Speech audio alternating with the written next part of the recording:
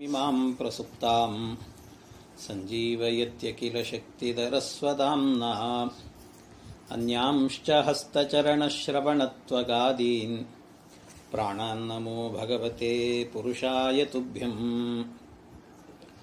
ಭವದವೋಷ್ಣೇನ ತಾತಪ್ಯಮಾನಾನ್ ಭುವಿ ಪರಂ ನಾತಮಪ್ರೇಕ್ಷಮಾಣಾನ್ ಭುವನಮಾನ್ಯೇನ ಚ ಅನ್ಯೇನ ದೋಷ್ಣಾ ಭವತು ಭೀರ್ಮಾ ಇತಿ ನ ಸಾಂತ್ವಯಂತಂ ಪ್ರಣತವಾನ್ ಪ್ರಾಣಿನಾಂ ಪ್ರಾಣಭೂತಂ ಪ್ರಣತಿಭಿಃ ಪ್ರೀಣಯೇ ಪೂರ್ಣಬೋಧಂ ತಪೋ ವಿದ್ಯಾ ವಿರಕ್ತ್ಯಾದಿ ಸದ್ಗುಣೌಗಾಕರಾನಹಂ ವಾದಿರಾಜಗುರೂನ್ ವಂದೇ ಹಯಗ್ರೀವಪದಾಶ್ರಯಾನ್ ಮೂಕೋಪಿ ಯತ್ಪ್ರಸಾದೇನ ಮುಕುಂದಶಯನಾಯತೆ ರಾಜರಾಜಾಯತೆ ರಿಕ್ತೋ ರಾಘವೇಂದ್ರಂ ತಮಾಶ್ರಯೇ ಅನವದ್ಯಾತ್ಮಚಾರಿತ್ರಂ ವಾದಿಕದ್ಯೋತಭಾಸ್ಕರಂ ವಿದ್ಯಾಮಾನ್ಯಗುರುಂ ವಂದೇ ವಿದ್ಯಾವಿದ್ಯೋತಭಾಸ್ವರಂ ತಪಸ್ವಾಧ್ಯಾಯ ಶುಶ್ರೂಷಾ ಕೃಷ್ಣಪೂಜಾರತಂ ಮುನಿಂ ವಿಶ್ವೇಶಮಿಷ್ಟದಂ ವಂದೇ ಪರಿವ್ರಾಟ್ ಚಕ್ರವರ್ತಿನಂ ಹರಿಕಥಾಮೃತ ಸಾರ ಗುರುಗಳ ಕರುಣದಿಂದಾಪನಿತು ಪೇಳುವೆ ಪರಮ ಭಗವದ್ಭಕ್ತರಿದನಾದರದಿ ಕೇಳುವುದು ಶ್ರೀರಮಣಿಕರ ಕಮಲ ಪೂಜಿತ ಚಾರು ಚರಣ ಸರೋಜ ಬ್ರಹ್ಮ ಸಮೀರ ವಾಣಿ ಪಣೀಂದ್ರವೀಂದ್ರ ಭವೇಂದ್ರ ಮುಖ ವಿನುತ ನೀರಜ ಭವಾಂಡೋದಯ ಸ್ಥಿತಿ ಕಾರಣನೆ ಕೈವಲ್ಯದಾಯಕ ನಾರಸಿಂಹನೆ ನಮಿಪೆ ಕರುಣಿಪುದೆ ಮಗೆ ಮಂಗಳವಾ. ಶ್ರೀ ಗುರುಭ್ಯೋ ನಮಃ. ಹರಿ ಓಂ ಹರಿ ಓಂ ಹರಿ ಓಂ.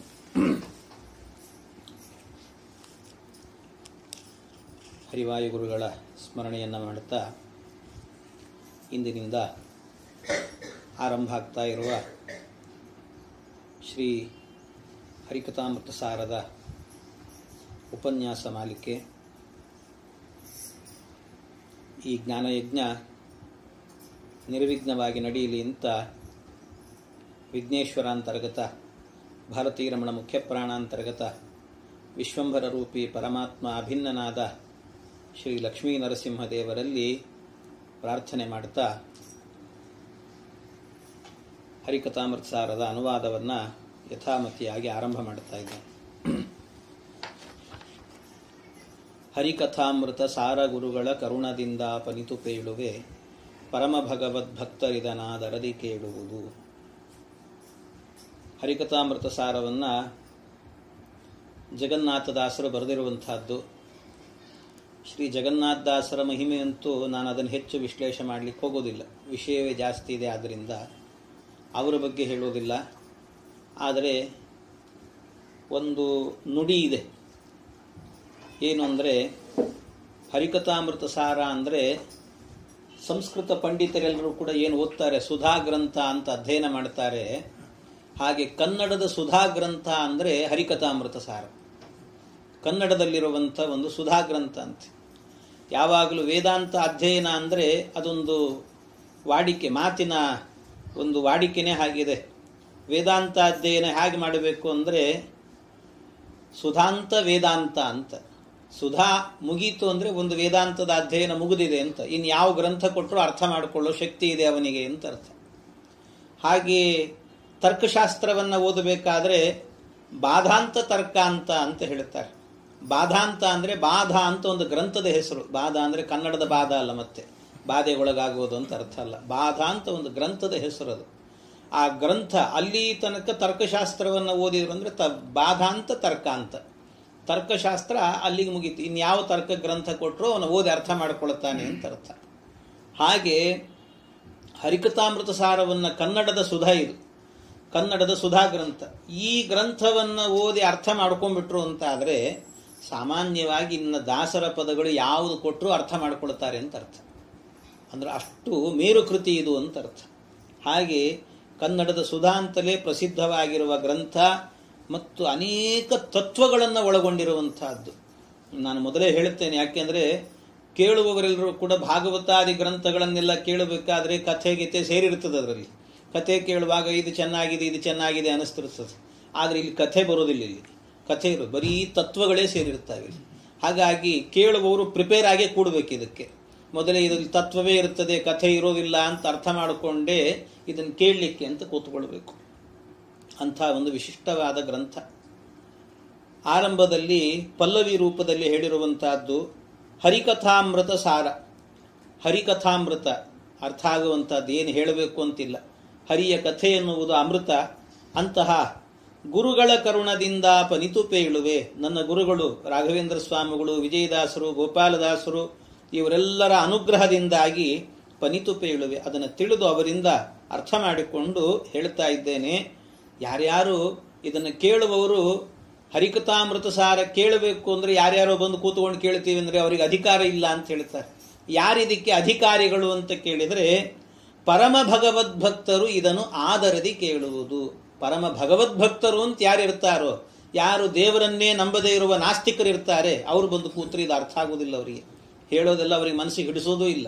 ಆದ್ದರಿಂದ ಕೇಳುವಂಥವರು ಕೂಡ ಪರಮ ಭಗವದ್ಭಕ್ತರಾಗಿ ಇದನ್ನು ಕೇಳಬೇಕು ಅಂತ ಕೇಳುವುದು ಅಂತ ಹೇಳುತ್ತಾ ಇದ್ದಾರೆ. ಆರಂಭದಲ್ಲಿ ಮಂಗಳಾಚರಣೆ ಮಾಡುತ್ತಿದ್ದಾರೆ. ಮಂಗಳಾಚರಣೆ ಅಂದರೆ ಪ್ರಶಸ್ತಾಚರಣಂ ನಿತ್ಯಂ ಅಪ್ರಶಸ್ತಸ್ಯ ವರ್ಜನಂ ಏತದ್ಧಿ ಮಂಗಲಂ ಪ್ರೋಕ್ತಂ ಅಂತ. ಮಂಗಲ ಅಂತ ಹೇಳಿದರೆ ಪ್ರಶಸ್ತಾಚರಣಂ, ಪ್ರಶಸ್ತವಾದದ್ದನ್ನು ಹೇಳಬೇಕಂತ. ಅಪ್ರಶಸ್ತಸ್ಯ ವರ್ಜನಂ, ಯಾವುದು ಪ್ರಶಸ್ತವಾಗಿರೋದಿಲ್ವೋ ಅದನ್ನು ಬಿಡಬೇಕು. ಇದನ್ನು ಮಂಗಲ ಅಂತ ಕರೀತಾರೆ. ಅಷ್ಟೇ ಅಲ್ಲ, ಅದು ದೇವತಾ ಸ್ತುತಿ ರೂಪವಾಗಿರಬೇಕಂತೆ, ದೇವರ ನಮಸ್ಕಾರ ರೂಪವಾಗಿರಬೇಕದು. ಅಂಥದ್ದನ್ನು ಮಂಗಲ ಅಂತ ಕರೀತಾರೆ. ಆ ಮಂಗಲ ಪದ್ಯವನ್ನು ಹೇಳ್ತಾ ಇದ್ದಾರೆ. ಶ್ರೀರಮಣಿಕರ ಕಮಲ ಪೂಜಿತ ಚಾರು ಚರಣ ಸರೋಜ ಬ್ರಹ್ಮ ಸಮೀರ ವಾಣಿ ಪಣೀಂದ್ರ ವೀಂದ್ರ ಭವೇಂದ್ರ ಮುಖ ವಿನುತ. ಪರಮಾತ್ಮನಿಗೆ ಇದೆಲ್ಲವೂ ಕೂಡ ವಿಶೇಷಣಗಳು. ಯಾರವನು ನಾರಸಿಂಹನೇ ನಮಿಪೆ ಕರುಣಿಪು ದೆಮಗೆ ಮಂಗಳವ. ನರಸಿಂಹ, ಆ ನರಸಿಂಹ ಎಂಥವನು ಅಂದರೆ ಶ್ರೀರಮಣಿ ಕರಕಮಲ ಪೂಜಿತ ಚಾರು ಚರಣ ಸರೋಜ ಬ್ರಹ್ಮ ಸಮೀರ ವಾಣಿ ಪಣೀಂದ್ರ ವೀಂದ್ರ ಭವೇಂದ್ರ ಮುಖ ವಿನುತ. ಇವರೆಲ್ಲರಿಂದಲೂ ಕೂಡ ವಿನುತ ಅಂದರೆ ಸ್ತೋತ್ರ ಮಾಡಲ್ಪಡ್ತಾನೆ ಅಥವಾ ನಮಸ್ಕಾರ ಮಾಡಲ್ಪಡ್ತಾನೆ ಅಂತ. ಎಂಥವನು ಅಂತ ಹೇಳುವಾಗ ಇದು ನಾನು ಆಗಲೇ ಹೇಳಿದೆ, ಕನ್ನಡದ ಸುಧಾಗ್ರಂಥ ಅಂತ. ಸಂಸ್ಕೃತದಲ್ಲೂ ಒಂದು ಸುಧಾಗ್ರಂಥ ಇದೆ, ನೀವೆಲ್ಲ ಗೊತ್ತೇ ಇದೆ, ಕೇಳಿರ್ತೀರಿ. ಟೀಕಾಕೃತ್ಪಾದರು ಜೈತೀರ್ಥರು ರಚನೆ ಮಾಡಿರುವಂಥ ಗ್ರಂಥ. ಆ ಸುಧಾಗ್ರಂಥದಲ್ಲೂ ಕೂಡ ಅವರೇನು ಮಾಡಿದ್ದಾರೆ, ಮಂಗಳಾಚರಣೆಯನ್ನ ಅದಕ್ಕೆ ಹೋಲುವಂತೆ ಇಲ್ಲಿ ಮಂಗಳಾಚರಣೆ ಇದೆ. ಅವರಲ್ಲಿ ಹೇಳಿರುವಂಥ ಮಂಗಳಾಚರಣೆಯೂ ಹಾಗೆ. ಅವರು ಹೇಳಿದ್ದು ಹೇಗಿದೆ ಅಂದರೆ ಶ್ರೀಯಪ್ಪತ್ತೇ ನಿತ್ಯಾಗಣಿತ ಗುಣಮಾಣಿಕ್ಯ ವಿಶದ ಪ್ರಭಾಜಾಲೋಲ್ಲಾಸೋಪಹತ ಸಕಲಾವದ್ಯ ತಮಸೇ ಜಗಜ್ಜನ್ಮಸ್ತೇಮ ಪ್ರಳಯ ರಚನಾಶೀಲ ವಪುಷೇ ನಮೋ ಶೇಷಾಂನಾಯ ಸ್ಮೃತಿ ಹೃದಯ ದೀಪ್ತಾಯ ಹರಯೇ. ಇದು ಟೀಕಾಕೃತ್ಪಾದರು ಮಾಡಿರುವಂಥ ಮಂಗಳಾಚರಣೆ. ಅಲ್ಲಿ ಹೇಳಿರುವಂತಹದ್ದು ಭಗವಂತನ 5 ರೂಪಗಳ ಚಿಂತನೆ ಮಾಡಿದ್ದಾರೆ. 5 ರೂಪ ಪರಮಾತ್ಮನ ಒಂದೊಂದು ಗುಂಪು, ಒಂದೊಂದು ವ್ಯೂಹ ಅಂತ ಕರೀತಾರೆ. ಅದು ವ್ಯೂಹಗಳು, ಚತುರ್ವ್ಯೂಹ, ಪಂಚವ್ಯೂಹ, ದಶವ್ಯೂಹ, ದಶಾವತಾರಗಳು ಅಂತಿದೆ. ದಶಾವತಾರ ಅದನ್ನು ದಶವ್ಯೂಹ ಅಂತ ಕರೀತಾರೆ. ಪಂಚರೂಪಗಳು ಅಂತಿದ್ದಾವೆ.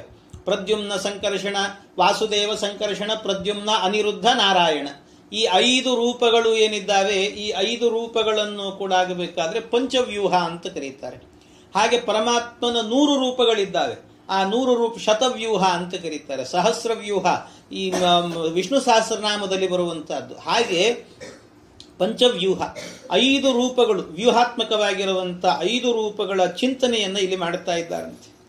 ಶ್ರೀಯಪ್ಪತ್ತೇ ನಿತ್ಯ ಅಗಣಿತ ಗುಣ ಮಾಣಿಕ್ಯ ವಿಷದ ಪ್ರಭಾಜಾಲೋಲ್ಲಾಸ. ಅಲ್ಲಿ ಹೇಳಿದ್ದೇನಂತ, ಜಗಜ್ಜನ್ಮಸ್ತೇಮ ಪ್ರಳಯ ರಚನಾ ಶೀಲ ವಪುಷೆ. 5 ರೂಪಗಳ ಚಿಂತನೆ ಅಂತೆ. ಮೊದಲಿಗೆ ಶ್ರೀಯಪ್ಪತ್ತೇ ಅಂತ ಹೇಳಿದ್ದಾರೆ. ಶ್ರೀಯಪ್ಪತ್ತೇ ಅಂದರೆ ಲಕ್ಷ್ಮೀಪತಿಯಾದವನು. ಯಾರವನು? ನಾರಾಯಣ ಅಂತ ಅರ್ಥ. ನಾರಾಯಣ. ಆ ನಾರಾಯಣನನ್ನು ಸ್ತೋತ್ರ ಮಾಡುತ್ತಿದ್ದಾರೆ. ಶ್ರೀಯಪ್ಪತ್ತೇ ಲಕ್ಷ್ಮೀಪತಿಯಾದ ನಾರಾಯಣ. ನಾರಾಯಣ ಅನ್ನೋದಕ್ಕೂ ಕೂಡ ಶ್ರೀಯಪ್ಪತಿ, ಶ್ರೀಪತಿ ಅಂತಲೇ ಅರ್ಥ. ನಾರ ಅಂದ್ರೆ ಲಕ್ಷ್ಮೀದೇವಿ, ನಾರ, ಅರ ಅಂದ್ರೆ ದೋಷ, ನ ಅರ ಅಂದ್ರೆ ದೋಷ ಇಲ್ಲದೆ ಇರುವವಳು ಯಾರು? ಲಕ್ಷ್ಮೀದೇವಿ. ಅವಳಿಗೆ ಅಯನ ಆಶ್ರಯನಾದವನು ಅಂತ ಹೇಳಿದ್ರೆ ನಾರಾಯಣ ಅಂದ್ರೆ ಲಕ್ಷ್ಮೀನಾರಾಯಣ ಅಂತ ಅರ್ಥ, ಅಂದ್ರೆ ಪರಮಾತ್ಮ ಅಂತ ಅರ್ಥ. ಹಾಗಾಗಿ ಅದೇ ರೀತಿಯಲ್ಲಿ ಶ್ರೀಯಪ್ಪತ್ತೆ ಅಂತ ಹೇಳಿದ್ರ ಅರ್ಥವೇ ಇಲ್ಲಿ ಹೇಳಿದ್ದಾರೆ. ಹಾಗೆ ಶ್ರೀಯಪ್ಪತ್ತೆ. ಆಮೇಲೆ ಜಗಜ್ಜನ್ಮಸ್ತೇಮ ಪ್ರಳಯ ರಚನಾಶೀಲ ವಪುಷೆ ಅಂತ ಹೇಳಿದ್ದಾರೆ. ಜಗಜ್ಜನ್ಮಸ್ತೇಮ ಅಂತ ಹೇಳಿದ್ರೆ ಜಗತ್ತಿನ ಜನ್ಮ ಸೃಷ್ಟಿ, ಸ್ಥೇಮ ಆಮೇಲೆ ಸ್ಥಿತಿ, ಆಮೇಲೆ ಲಯ. ಜನ್ಮಸ್ಥೇಮ ಪ್ರಳಯ ಮೂರನ್ನ ಮಾಡತಕ್ಕಂತಹದ್ದು ಭಗವಂತನ ಒಂದೊಂದು ರೂಪಗಳಿದ್ದಾರೆ. ಯಾವುದದು ಅಂತ ಹೇಳಿದ್ರೆ ಮೊದಲಿಗೆ ಸೃಷ್ಟಿ. ಸೃಷ್ಟಿಯನ್ನ ಮಾಡುವಂತಹ ರೂಪ ಅಂದ್ರೆ ಪ್ರದ್ಯುಮ್ನ ರೂಪ ಭಗವಂತನದ್ದು, ಪ್ರದ್ಯುಮ್ನ. ಇನ್ನು ಸ್ಥಿತಿಯನ್ನ ಮಾಡುವಂತಹದ್ದು, ರಕ್ಷಣೆ ಮಾಡುವಂತಹದ್ದು ಅನಿರುದ್ಧ ರೂಪ ಭಗವಂತನದ್ದು. ಲಯವನ್ನ ಮಾಡುವಂತಹದ್ದು ಸಂಕರ್ಷಣ ರೂಪ. ಈ ಮೂರು ರೂಪಗಳನ್ನು ಕೂಡ ಜಗಜ್ಜನ್ಮಸ್ಥೇಮ ಪ್ರಳಯ ರಚನಾಶೀಲ ವಪುಷೇ ಅಂತ ಹೇಳಿದರು. ಅಂತಹ ವಪುಷ ಅಂತ ಸ್ವರೂಪಭೂತವಾದಂಥ ದೇಹ ಇರುವಂಥವನು ಭಗವಂತ ಅಂತ. ಆಮೇಲೆ ನಮೋ ಶೇಷಾಂನಾಯ ಸ್ಮೃತಿ ಹೃದಯ ದೀಪ್ತಾಯ ಹರಯೇ ಅಂತ ಹೇಳಿದ್ದಾರೆ. ಹರಯೇ ಅನ್ನೋದಕ್ಕೆ ಹರಿ ಅನ್ನೋ ಶಬ್ದಕ್ಕೆ ಅರ್ಥ ಏನು ಗೊತ್ತಾ? ಅಲ್ಲಿ ಹರಿ ಅಂತ ಹೇಳಿದ್ರೆ ವಾಸುದೇವ ರೂಪಿ ಪರಮಾತ್ಮ ಅಂತ ಅರ್ಥ. ವಾಸುದೇವ ಏನು ಮಾಡ್ತಾನೆ ಅಂದ್ರೆ ಅವನು ಮೋಕ್ಷಪ್ರದ, ಮೋಕ್ಷವನ್ನ ಕೊಡುವಂತಹದ್ದು ಭಗವಂತನ ರೂಪ. ಮೋಕ್ಷವನ್ನ ಕೊಡುವಂತಹದ್ದು ಯಾವುದು ಅಂದ್ರೆ ವಾಸುದೇವ ಎನ್ನುವಂಥ ರೂಪ. ಆ ವಾಸುದೇವ ರೂಪ ಅದ್ಯಾಕೆ ಅಂದ್ರೆ ಹರಿ ಅನ್ನೋದಕ್ಕೆ ಅರ್ಥ ಏನು? ಹರತೀತಿ ಹರಿಹಿ, ಸಂಸಾರವನ್ನ ನಾಶ ಮಾಡುವವನಾದ್ರಿಂದಾಗಿ ಅವನಿಗೆ ಹರಿ ಅಂತ ಹೆಸರಂತೆ. ಹಾಗಾಗಿ ಅಂತ ಹರಿ ಅಂದ್ರೆ ಸಂಸಾರ ನಾಶ ಮಾಡಿ ಮೋಕ್ಷವನ್ನ ಕೊಡುವವನು ಅಂದ್ರೆ ವಾಸುದೇವ ಅಂತ ಅರ್ಥ. ಹಾಗಾಗಿ ವಾಸುದೇವ ರೂಪಿ ಪರಮಾತ್ಮ. ಹಾಗಾದ್ರೆ ಒಟ್ಟು 5 ರೂಪಗಳಾಯ್ತು. ಒಂದು ಶ್ರೀಯಪ್ಪತ್ತೆ ಅಂತ ಹೇಳಿದ್ರಿಂದ ನಾರಾಯಣ ಅನ್ನುವ ರೂಪ, ಜಗಜ್ಜನ್ಮಸ್ಥೇಮ ಪ್ರಳಯ ಅಂತ ಹೇಳಿದ್ರಿಂದ ಜನ್ಮ ಅಂದ್ರೆ ಸೃಷ್ಟಿ ಅಂತ ಹೇಳಿದ್ರೆ ಪ್ರದ್ಯುಮ್ನ, ಆಮೇಲೆ ಸ್ಥಿತಿ ಅಂತ ಹೇಳಿದ್ರೆ ಅನಿರುದ್ಧ, ಆಮೇಲೆ ಲಯ ಅಂತ ಹೇಳಿದ್ರೆ ಸಂಕರ್ಷಣ, ಸಂಕರ್ಷಣ ಆದ್ಮೇಲೆ ಕೊನೆಯಲ್ಲಿ ವಾಸುದೇವ. ವಾಸುದೇವ ಮೋಕ್ಷಪ್ರದ, ಹರಯೇ ಅಂತ ಹೇಳಿದ್ರಿಂದ ಮೋಕ್ಷಪ್ರದನಾದಂಥ ವಾಸುದೇವ ಅಂತ ಹೇಳಿದ್ದಾರೆ. ಇದು ಟೀಕಾಕೃತ್ಪಾದರು ಮಾಡಿರುವಂಥ ಮಂಗಳಾಚರಣೆ. ಅವರೇನು ಮಂಗಳಾಚರಣೆ ಮಾಡಿದ್ದಾರೋ ಅದೇ ಅರ್ಥವನ್ನು ಇಲ್ಲಿ ಹೇಳ್ತಾರೆ. ಇಲ್ಲಿ ಹೇಳುವಂತಹದ್ದು ಹಾಗೆ. ಏನಂತ ಹೇಳಿದ್ದಾರೆ ಇಲ್ಲಿ? ಶ್ರೀರಮಣಿಕರ ಕಮಲ ಪೂಜಿತ ಚಾರು ಚರಣ ಸರೋಜ ಬ್ರಹ್ಮ ಸಮೀರ ವಾಣಿ ಪಣೀಂದ್ರ ವೀಂದ್ರ ಭವೇಂದ್ರ ಮುಖ ವಿನುತ.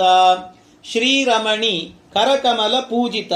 ಶ್ರೀರಮಣಿ ಕರಕಮಲ ಪೂಜಿತ ಅಂದ್ರೆ ಶ್ರೀರಮಣಿ ಅಂದ್ರೆ ಲಕ್ಷ್ಮೀದೇವಿ. ಆ ಲಕ್ಷ್ಮೀದೇವಿಯ ಕರಕಮಲದಿಂದ ಪೂಜಿತನಾದಂಥ ಭಗವಂತನ ರೂಪ ಅಂದ್ರೆ ನಾರಾಯಣ ಎನ್ನುವಂಥ ರೂಪ, ಪರಮಾತ್ಮ. ಪರಮಾತ್ಮನ ಮೂಲ ರೂಪ ಅದು. ಯಾಕೆ ಅಂದ್ರೆ ಯಾವಾಗಲೂ ಕೂಡ ಪರಮಾತ್ಮನಾಗಬೇಕಾದ್ರೆ ಲಾಲಿತಾಂಗ್ರಿ ಸರೋರುಹ ಅಂತ ಹೇಳ್ತಾರೆ. ರಮಾಹಸ್ತ ಲಾಲಿತಾಂಗ್ರಿ ಸರ್. ಯಾವಾಗಲೂ ಮೂಲ ರೂಪದಲ್ಲಿ ಹೇಗಿರ್ತಾನೆ ಪರಮಾತ್ಮ ಅಂದ್ರೆ ಲಕ್ಷ್ಮೀದೇವಿ ಪಾದ ಒತ್ತಿರ್ತಾಳಂತೆ, ಅವನು ಒತ್ತಿಸಿಕೊಂಡು ಹಾಯಾಗಿರ್ತಾನೆ ದೇವರು. ಇದು ನಾರಾಯಣ ಎನ್ನುವಂಥ ರೂಪ. ಹಾಗಾಗಿ ಶ್ರೀರಮಣಿ ಇದರಿಂದ ಹೇಳಿದ್ಯಾವುದು? ಭವೇಂದ್ರ ಮುಖ ವಿನುತ ಅಂತ ಹೇಳೋದ್ರ ಮೂಲಕವಾಗಿ ಇಂಥ ಭಗವಂತನೇನಾಗಿದ್ದಾನೆ ಅವನು ನಾರಾಯಣ ಎನ್ನುವ ರೂಪ, ನಾರಾಯಣ ರೂಪದ ಚಿಂತನೆ ಮಾಡಿದ್ದಾರೆ. ಆಮೇಲೆ ನೀರಜ ಭವಾಂಡೋದಯ ಸ್ಥಿತಿ ಕಾರಣನೆ. ನೀರಜ ಭವಾಂಡ, ಭವಾಂಡ ಅಂತ ಹೇಳಿದ್ರೆ ಈ ಏನು ಬ್ರಹ್ಮಾಂಡ ಇದೆ, ಬ್ರಹ್ಮಾಂಡದ ಉದಯ, ಉದಯ ಅಂದ್ರೆ ಸೃಷ್ಟಿ ಅಂತ ಅರ್ಥ. ಸೃಷ್ಟಿಯನ್ನ ಮಾಡುವಂತಹ ರೂಪ ಪ್ರದ್ಯುಮ್ನ ರೂಪ. ಸ್ಥಿತಿ, ಸ್ಥಿತಿ ಅಂತ ಹೇಳಿದ್ರೆ ಅದಕ್ಕೆ ಸ್ಥಿತಿಯಾಗಿರುವಂತಹದ್ದು ಯಾವುದು ಅಂತ ಹೇಳಿದ್ರೆ ಪ್ರದ್ಯುಮ್ನ ರೂಪ. ಆಮೇಲೆ ಸ್ಥಿತಿ ಕಾರಣನೇ ಕೈವಲ್ಯದಾಯಕ. ಸ್ಥಿತಿ ಕಾರಣನೇ ಉದಯ ಮತ್ತು ಸ್ಥಿತಿ ಹೇಳಿದ್ದಾರೆ ಅಂದಮೇಲೆ ಲಯವನ್ನು ಇಟ್ಟುಕೊಳ್ಬೇಕು. ಲಯ ಇಟ್ಟುಕೊಳ್ಬೇಕಾದ್ರಿಂದ ಲಯವನ್ನ ಮಾಡತಕ್ಕಂತಹ ಪರಮಾತ್ಮನ ರೂಪ ಅಂತ ಹೇಳಿದ್ರೆ ಅದು ಸಂಕರ್ಷಣ ರೂಪ. ಇದು ಆ ಸಂಕರ್ಷಣ ರೂಪ. ಅದನ್ನು ಮುಂದೆ ಹೇಳ್ತಾರೆ, ಮತ್ತೆ ಎಲ್ಲಿ ಹೇಳಿದ್ದಾರೆ ಅದನ್ನು ಕೂಡ ಅವ್ರು ಹೇಳಿದ. ಕಾರಣನೇ ಕೈವಲ್ಯದಾಯಕ. ಕೈವಲ್ಯದಾಯಕ ಅಂತ ಹೇಳಿದ್ರೆ ಕೈವಲ್ಯ ಅಂದ್ರೆ ಮೋಕ್ಷ, ಮೋಕ್ಷವನ್ನ ಕೊಡುವಂತ ರೂಪ ಯಾವುದು? ವಾಸುದೇವ ರೂಪ. ಆಮೇಲೆ ನಾರಸಿಂಹನೇ ಅಂತ ಹೇಳಿದ್ರು. ನಾರಸಿಂಹನೇ ಅಂದ್ರೆ ಅದು ಪ್ರಳಯವನ್ನ ಮಾಡುವಂತ ರೂಪ, ಸಂಕರ್ಷಣ ರೂಪ ಅಂತ ಅರ್ಥ. ಯಾಕೆ ಅಂದ್ರೆ ಭಗವಂತ ಈ ಲಯವನ್ನ ಮಾಡುವಂತಹದ್ದು 2 ರೂಪದಿಂದ ಮಾಡ್ತಾನಂತೆ ಪರಮಾತ್ಮ. 2 ರೂಪ, ಒಂದು ಸಂಕರ್ಷಣ ರೂಪದಿಂದ, ಇನ್ನೊಂದು ನರಸಿಂಹ ರೂಪದಿಂದ ಮಾಡ್ತಾನೆ. ನರಸಿಂಹ ರೂಪದಿಂದಲೂ ಕೂಡ ಎಲ್ಲಿ ಮಾಡಿದ್ದಾನೆ ಅಂತ ಎಲ್ಲಾದ್ರೂ ಉಲ್ಲೇಖ ಇದೆಯಾ ಅಂದ್ರೆ ನಾವೆಲ್ಲ ನಿತ್ಯ ವಾಯುಸ್ತುತಿ ಪಾರಾಯಣ ಮಾಡಿದ್ರೆ ಗೊತ್ತಿರ್ತದೆ. ಅಲ್ಲೆಲ್ಲ ಹೇಳುವಾಗ ಯದ್ರೋಷೋತ್ಕರ ದಕ್ಷ ನೇತ್ರ ಕುಟಿಲ ಪ್ರಾಂತೋತ್ಥಿತ ಅಗ್ನಿಸ್ಫುರತ್ ಖದ್ಯೋತೋಪಮ ವಿಷ್ಪುಲಿಂಗ ಭಸಿತಾ ಬ್ರಹ್ಮೇಶ ಶಕ್ರೋತ್ಕರಾ. ಖದ್ಯೋತೋಪಮ ವಿಷ್ಪುಲಿಂಗ ಭಸಿತಾ. ಆ ನರಸಿಂಹದೇವರು ಮೂರನೇ ಕಣ್ಣು ಬಿಡ್ತಾರಂತೆ. ಹಣೆ ಮೇಲೆ ಒಂದು ಕಣ್ಣು ಇಟ್ಟುಕೊಂಡಿರ್ತಾರೆ. ಆ ಕಣ್ಣು ಬಿಟ್ಟಾಗ ಆ ಕಣ್ಣಿನಿಂದ ಬೆಂಕಿ ಕಿಡಿಗಳು ಹಾರಿ ಬರ್ತದಂತೆ. ಯದ್ರೋಷೋತ್ಕರ ದಕ್ಷ ನೇತ್ರ ಕುಟಿಲ ಪ್ರಾಂತೋತ್ಥಿತ ಅಗ್ನಿಸ್ಫುರತ್. ಪ್ರಾಂತ ಉತ್ಥಿತ, ಅದು ಚೆನ್ನಾಗಿ ಮೇಲ್ಮೇಲೆ ಕಿಡಿಯಾಗಿ ಹಾರಿ ಬರ್ತದಂತೆ. ಅದರಿಂದ ಎಲ್ಲ ಪ್ರಳಯಗೊಳ್ತಾರೆ. ಯಾರ್ಯಾರು? ಬ್ರಹ್ಮೇಶ ಶಕ್ರೋತ್ಕರಾಹ, ಬ್ರಹ್ಮ, ಈಶ ರುದ್ರದೇವರು, ಶಕ್ರ ಇಂದ್ರದೇವರು, ಇವರನ್ನೆಲ್ಲರನ್ನೂ ಕೂಡ ಪ್ರಳಯ ಮಾಡ್ತಾರೆ. ಯಾರು ಅಂದ್ರೆ ನರಸಿಂಹದೇವರು ಅಂತ ಹೇಳಿದ್ದಾರೆ. ಹಾಗಾಗಿ ನರಸಿಂಹದೇವರು ಪ್ರಳಯವನ್ನ ಮಾಡತಕ್ಕಂಥ ರೂಪ ಪರಮಾತ್ಮನದ್ದು. ಆ ನರಸಿಂಹದೇವರು ಅಂದ್ರೆ ಅವಾಂತರವಾಗಿ ಸಂಕರ್ಷಣ ರೂಪಿ ಪರಮಾತ್ಮನನ್ನು ಕೂಡ ಇಟ್ಟುಕೊಳ್ಬೇಕು. ಅದು ಕೂಡ ಪ್ರಳಯವನ್ನು ಮಾಡುವಂತ ರೂಪ. ಆದ್ರಿಂದ ಹಾಗಾಗಿ 2 ರೂಪಗಳನ್ನು ಇಟ್ಟುಕೊಳ್ಳಬೇಕು ಅಂತ ಈ ರೀತಿ 5 ರೂಪಗಳ ಚಿಂತನೆಯನ್ನ ಮೊದಲನೇ ಪದ್ಯದಲ್ಲಿ ಮಾಡಿದ್ದಾರೆ.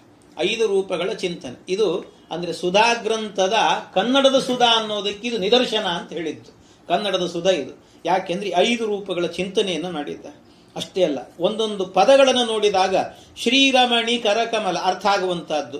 ಶ್ರೀರಮಣಿ ಲಕ್ಷ್ಮೀದೇವಿಯ ಕರಕಮಲ ಪೂಜಿತ, ಆ ಪರಮಾತ್ಮನ ಪಾದವನ್ನು ಪೂಜೆ ಮಾಡುವವಳು. ಅಷ್ಟೇ ಅಲ್ಲ, ಅವನ ಪಾದ ಎಂತಹದ್ದು? ಚಾರು ಚರಣ, ಚಾರು ಸುಂದರವಾದಂತಹ ಚರಣ ಅವನದ್ದು ಪರಮಾತ್ಮನದ್ದು.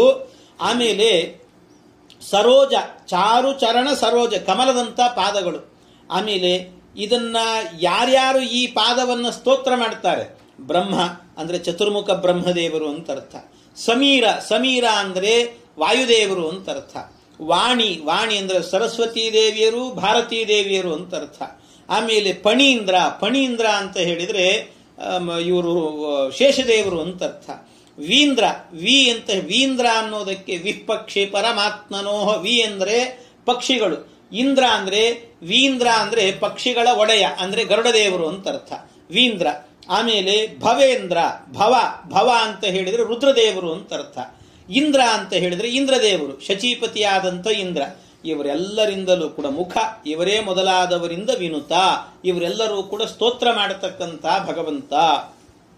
ಅಷ್ಟೇ ಅಲ್ಲ, ನೀರಜ ಭವಾಂಡೋದಯ ಸ್ಥಿತಿ ಕಾರಣನೇ ಕೈವಲ್ಯದಾಯಕ ನಾರಸಿಂಹನೆ ನಮಿಪೆ ಕರುಣಿಪು ದೆಮಗೆ ಮಂಗಳವ. ಇನ್ನು ಅದರದಂತೂ ವರ್ಣನೆ ಮಾಡಿದ್ದೇನೆ. ನೀರಜ ಭವಾಂಡೋದಯ, ನೀರಜ ಭವಾಂಡ, ನೀರಿನಲ್ಲಿ ಕಮಲವನ್ನ ಹುಟ್ಟಿಸಿದವನು ಮತ್ತು ಆ ಕಮಲದಲ್ಲೇನೆ ಈ ಭವಾಂಡಕ್ಕೆ, ಈ ಬ್ರಹ್ಮಾಂಡಕ್ಕೆ ಮೂಲ ಸ್ರೋತಸ್ಸನ್ನು ಹುಟ್ಟಿಸಿದವನು. ಇಂತಹ ಉದಯ ಸ್ಥಿತಿ, ಈ ಎಲ್ಲ ಇಡೀ ಜಗತ್ತಿಗೆ ಇದರ ಉದಯ ಅಂದರೆ ಸೃಷ್ಟಿ, ಸ್ಥಿತಿ ಮತ್ತು ಕೈವಲ್ಯ, ಮೋಕ್ಷವನ್ನು ಕೊಡುವವನು ಮತ್ತು ಲಯವನ್ನು ಮಾಡತಕ್ಕಂಥವನು ಕೂಡ ನೀನೇ ಆಗಿದ್ದಿ ಪರಮಾತ್ಮ. ನಮಿಪೆ, ನಿನಗೆ ನಮಸ್ಕಾರವನ್ನು ಮಾಡುತ್ತೇನೆ. ನನಗೇನು ಮಾಡಬೇಕು ನೀನು ಅಂದ್ರೆ ಕರುಣಿಪು ದೆಮಗೆ ಮಂಗಳವಾ, ನೀನು ನಮಗೆ ಅನುಗ್ರಹವನ್ನು ಮಾಡು, ನಮಗೆ ಮಂಗಳವನ್ನು ಉಂಟು ಮಾಡು, ಎಲ್ಲೂ ಯಾವ ವಿಘ್ನಗಳು ಬರದೇ ಇರುವಂತೆ ನಿನ್ನ ಸಾಧನೆಯನ್ನ ಮಾಡಿಸು ನಮ್ಮಿಂದ ಅಂತ ಈ ಅರ್ಥದಲ್ಲಿ ಅದನ್ನು ಕೇಳುವಂತಹದ್ದು.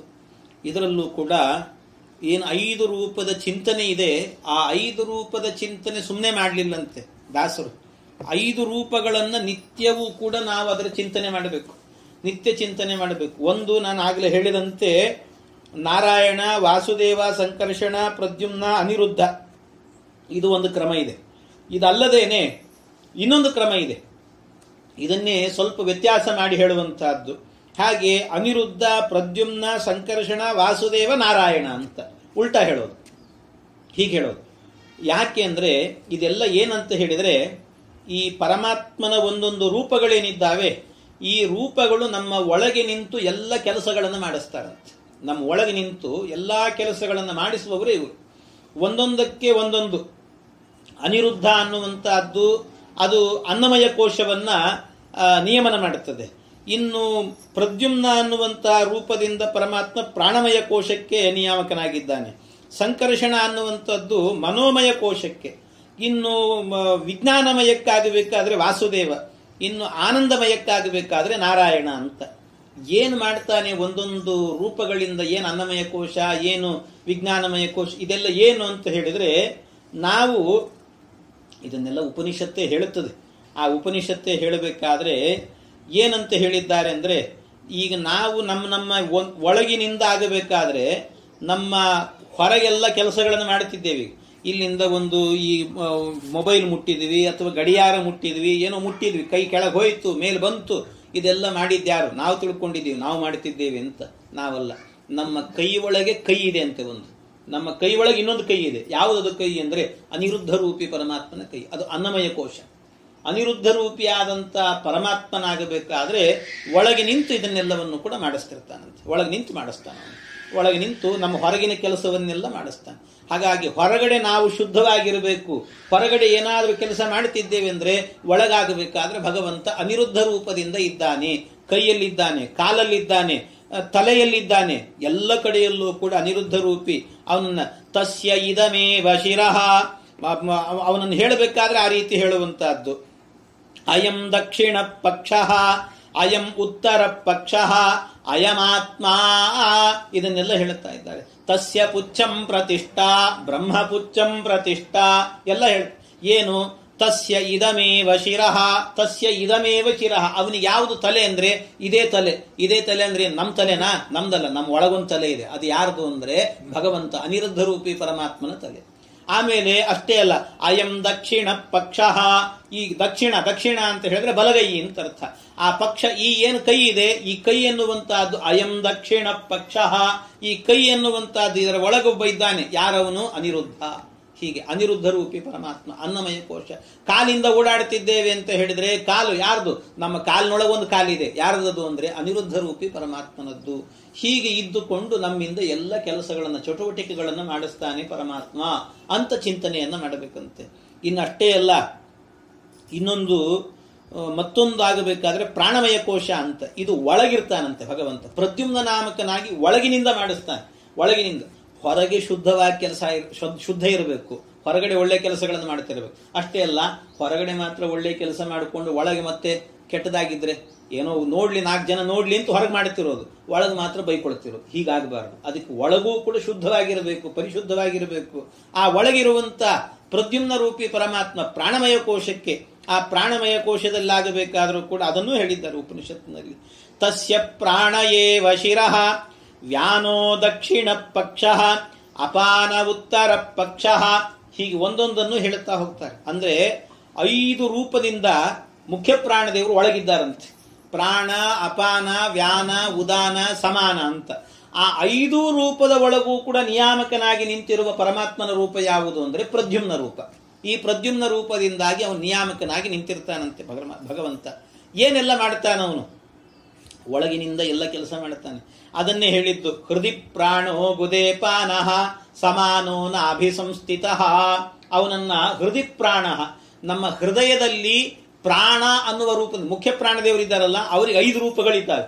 ಆ 5 ರೂಪದಲ್ಲಿ ಒಂದು ಪ್ರಾಣ ಅಂತ ಒಂದು ರೂಪ. ಮತ್ತೆ ಮುಖ್ಯ ಪ್ರಾಣ ಅನ್ನೋದು ಒಂದು ಮೂಲ ರೂಪ. ಆ ಮೂಲ ರೂಪ ಅಲ್ಲದೆ ಅವತಾರ ರೂಪದಲ್ಲಿ ಒಂದು ಪ್ರಾಣ ಅಂತ, ಅಪಾನ, ವ್ಯಾನ, ಉದಾನ, ಸಮಾನ, ಹೀಗೆ 5 ರೂಪಗಳಿದ್ದಾರೆ. ಅದರಲ್ಲಿ ಹೃದಯದಲ್ಲಾಗಬೇಕಾದ್ರೆ ನಮ್ಮ ಹೃದಯದಲ್ಲಿ ಪ್ರಾಣ ಅನ್ನುವ ರೂಪದಿಂದ ಇರ್ತಾರಂತೆ. ಆ ಹೃದಯದಲ್ಲಿ ಏನಾದರೂ ಕಫ ತುಂಬಿಕೊಳ್ತಿರ್ತದೆ. ಕೆಲವೊಮ್ಮೆ ಆಪರೇಷನ್ ಮಾಡಬೇಕು ಅಂತಾರೆ, ಉಸಿರಾಟ ಕಷ್ಟ ಆಗಿದೆ ಅಂತ ಹೇಳ್ತಾರೆ. ಇದೆಲ್ಲ ಏನಾಗಬಾರದು ನೋಡಿ, ಸಹಜವಾಗಿ ನಡೀತಿರ್ಬೇಕು ಎಲ್ಲವೂ ಕೂಡ. ಅಂದ್ರೆ ಒಳಗೆ ಸ್ವಚ್ಛವಾಗಿಡಬೇಕು. ಒಳಗೆ ಸ್ವಚ್ಛ ಇಡುವಂಥವ್ರು ಯಾರು ಅಂತ ಹೇಳಿದ್ರೆ ಪ್ರಾಣ ಅನ್ನುವಂಥ ರೂಪದಿಂದ ಮುಖ್ಯ ಪ್ರಾಣದೇವರು ಮಾಡ್ತಾರಂತೆ. ಅದಕ್ಕೆ ನಿಯಾಮಕವಾಗಿರುವ ರೂಪ ಯಾವುದು ಅಂದ್ರೆ ಪ್ರದ್ಯುಮ್ನ ಅನ್ನುವಂಥ ರೂಪ. ಇನ್ನಷ್ಟೇ ಅಲ್ಲ, ಅದರ ಜೊತೆಗೆ ಹೃದಿ ಪ್ರಾಣೋ ಗುದೇಪಾನ. ಇನ್ನಷ್ಟೇ ಅಲ್ಲ, ಅದರ ಜೊತೆಗೆ ಅಪಾನ. ನಾವು ತಿಂದದ್ದೆಲ್ಲವೂ ಕೂಡ ಏನಾಗ್ತದೆ, ನಾವು ಹೊರಗಿಟ್ರೇನೆ ಸಾಮಾನ್ಯವಾಗಿ ಏನೋ ಜಾಸ್ತಿ ಆಯಿತು ಪದಾರ್ಥ ಅಂತ ಮನೆಯಲ್ಲಿ ಉಳಿಸಿದ್ವಿ, ಬೆಳಿಗ್ಗೆ ಅನ್ನೋದ್ರೊಳಗೆ ಹಳಸಿ ಕೊಳತು ವಾಸನೆ ಹೊಡಿತಿರ್ತದೆ. ಅದನ್ನು ತಿನ್ಲಿಕ್ಕಾಗ್ತದೆ? ಮತ್ತೆ ಆಗೋದಿಲ್ಲ. ಅಂಥದ್ದು ನಾವು ಒಳಗೆ ಹಾಕಿದ್ದೀವಿ ಅಂದಮೇಲೆ ಆ ಪದಾರ್ಥ ಇನ್ನೇನಾಗಿರ್ಲಿಕ್ಕಿಲ್ಲ. ಅದೇನಾಗಬೇಕು? ಹೊರಗೆ ಹೋಗಬೇಕು. ಅದು ಹೊರಗೆ ಹೋಗಬೇಕು ಅಂದ್ರೆ ಒಳಗೆ ನಿಂತು ಅದನ್ನು ಸ್ವಚ್ಛ ಮಾಡುವವರು ಯಾರು ಅಂತ ಹೇಳಿದ್ರೆ ಅಪಾನ ಎನ್ನುವಂಥ ಮುಖ್ಯ ಪ್ರಾಣದೇವರು ಅಂತ. ಒಂದು ವೇಳೆ ಅದಕ್ಕೆ ಹೇಳೋದು, ಅಪಾನ ನಾಮಕ ಮುಖ್ಯ ಪ್ರಾಣದೇವರಿದ್ದಾರಲ್ಲ, ಯಾವ ತಂದೆ ತಾಯಿಗಳು ಕೂಡ ಮಾಡದೇ ಇರುವಂತಹ ಕೆಲಸವನ್ನು ಅವ್ರು ಮಾಡ್ತಾರಂತೆ. ಯಾವ ತಂದೆ ತಾಯಿಗಳು ಮಾಡೋದಿಲ್ಲ ಅಂತ ಕೆಲಸವನ್ನು. ಅಂಥದ್ದು ಯಾಕೆ ಅಂತ ಹೇಳಿದ್ರೆ, ನಮಗೆ ಈಗ ಏನು ತಾಯಿಯಂದ್ರು ಇರ್ತಾರೆ, ತಂದೆ ತಾಯಿ ಅಂತ ಇರ್ತಾರೆ, ಚಿಕ್ಕ ಮಕ್ಕಳಿದ್ದಾಗ ತಂದೆ ತಾಯಿ ಅಷ್ಟೇ. ಆದ್ರೆ ಜೀವನದುದ್ದಕ್ಕೂ ಕೂಡ ನಿಜವಾದ ತಾಯಿ ಸ್ಥಾನವನ್ನು ತುಂಬುವವರು ಯಾರು ಅಂತ ಹೇಳಿದ್ರೆ ಮುಖ್ಯ ಪ್ರಾಣದೇವರು, ಅಪಾನ ನಾಮಕ ಮುಖ್ಯ ಪ್ರಾಣದೇವರು ಅಂತ. ಯಾಕೆ? ನಾವೇ ಏನಾದರೂ ಕೂಡ ಸಾಮಾನ್ಯ ಸಣ್ಣ ಮಕ್ಕಳಿರ್ತಾರೆ, ಸಣ್ಣ ಮಕ್ಕಳು ಏನಾದರೂ ಕೂಡ ಮನೆಯಲ್ಲಿ ಗಲೀಜು ಮಾಡಿಕೊಳ್ತಾ ಇದ್ದು ಅಂದ್ರೆ, ಅಯ್ಯೋ ಮನೆಯಲ್ಲೇ ಮಾಡಿದೆಲ್ಲೋ, ಸರಿ ಬಿಡು ಅಂತ ತೆಗೆದು ಹಾಕ್ತಿರ್ತಾರೆ ಗಲೀಜನ್ನು. ಆದ್ರೆ ಅದೇ ಏನಾದ್ರು ದೊಡ್ಡವರಾದ್ಮೇಲೆ ಮಾಡ್ಕೊಳ್ಳಿ, ಗಲೀಜು ಮಾಡ್ಕೊಂಡ್ರೆ ಏನಂತಾರೆ? ಏನು ತಲೆ ಸರಿಲ್ವ, ನೀ ಕತ್ತೆ ಬೆಳೆದಂತೆ ಬೆಳೆದಿದ್ದಿ, ಎಲ್ಲಿ ಸಿಕ್ಕರಲ್ಲಿ ಮಾಡ್ತೀಯನೋ, ಒಳಗೆ ಹೋಗು ಅಂತ ಹೇಳಿ ದಬ್ಬುತ್ತಾರೆ, ಬೈತಾರೆ. ತಂದೆ ತಾಯಿಗಳಾದರೂ ಬೈತಾರೆ. ಆದರೆ ಮುಖ್ಯ ಪ್ರಾಣದೇವರು, ಅಪಾನ ನಾಮಕ ಮುಖ್ಯ ಪ್ರಾಣದೇವರು ಒಂದು ದಿವಸವಾದರೂ ಕೂಡ ಬೇಜಾರು ಮಾಡಿಕೊಂಡಿದ್ದಾರೆ ಹೇಳಿ. ಒಳಗಿದ್ದಂಥ ಕಲ್ಮಶಗಳನ್ನೆಲ್ಲವನ್ನು ಕೂಡ ಅಪಾನ ನಾಮಕ ಮುಖ್ಯ ಪ್ರಾಣದೇವರು ಅದನ್ನು ಹೊರಗೆ ಹಾಕ್ತಾನೆ ಇದ್ದಾರೆ. ನಮ್ಮ ದೇಹವನ್ನು ಸ್ವಚ್ಛ ಇಟ್ಟಿರ್ತಾರಂತೆ.